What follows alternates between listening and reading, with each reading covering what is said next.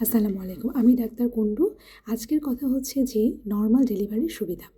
আমাদের আসলে অনেকেরই ইচ্ছা থাকে যে আমরা নরমাল ডেলিভারি করাবো, কিন্তু সুযোগ এবং স্থানের অভাবে আমরা অনেকেই সেটা পারি না।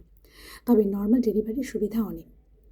যদি আপনার প্রথম প্রেগনেন্সিতে নরমাল ডেলিভারি হয়, তাহলে পরের প্রেগনেন্সির ক্ষেত্রেও আপনার চান্স থেকে যাচ্ছে নরমাল ডেলিভারির। কিন্তু শুরুতেই যদি আপনার সিজারিয়ান সেকশন থাকে, তখন পরবর্তী প্রেগনেন্সির ক্ষেত্রেও আপনার এই পন্থাটাই অবলম্বন করতে হয়।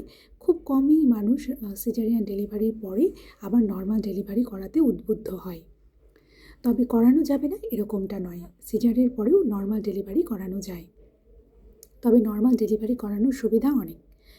সুবিধাগুলো হচ্ছে, আপনি ২৪ ঘন্টার মধ্যে একটা সুস্থ মানুষের মতো আবার আপনার ফিরে আসতে পারবেন। কিন্তু সিজারিয়ান সেকশনে এটা সম্ভব না। মিনিমাম আপনাকে ৩ দিন বিছানায় থাকতে হবে। এছাড়া আপনার রক্তক্ষরণ নরমাল ডেলিভারিতে তুলনামূলকভাবে অনেক কম হবে।